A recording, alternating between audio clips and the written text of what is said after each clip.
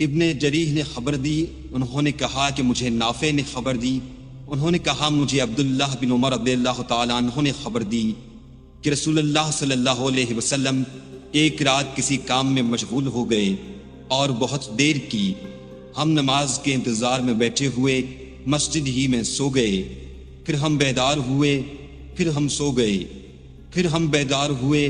پھر نبی کریم صلی اللہ علیہ وسلم گھر سے باہر تشریف لائے اور فرمایا دنیا کا کوئی شخص بھی تمہارے سوا اس نماز کا انتظار نہیں کرتا۔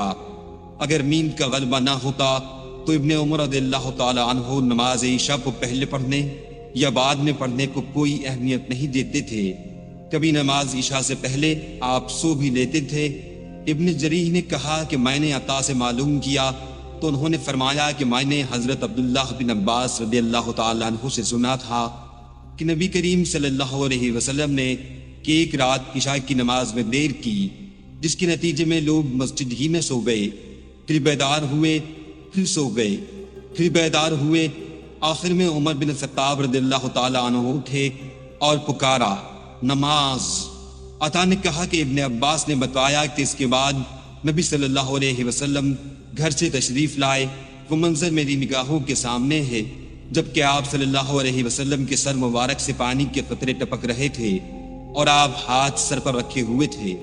آپ نے فرمایا کہ اگر میری امت کے لیے مشکل نہ ہو جاتی تو میں انہیں حکم دیتا کہ عشاء کی نماز کو اسی وقت پڑھیں۔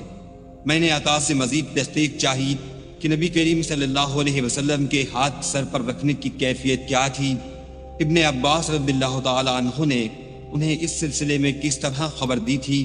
اس پر حضرت عطا نے اپنے ہاتھ کی انگلیاں تھوڑی سی کھول دی اور انہیں سر کے ایک کنارے پر رکھا، پھر انہیں ملا کر یوں سر پر پھیرنے لگے کہ ان کا انگوٹھا کان کے اس کنارے سے جو چہرے سے قریب ہے اور داڑھی سے جا لگا۔ نہ سستی کی اور نہ جلدی، بلکہ اس طرح کیا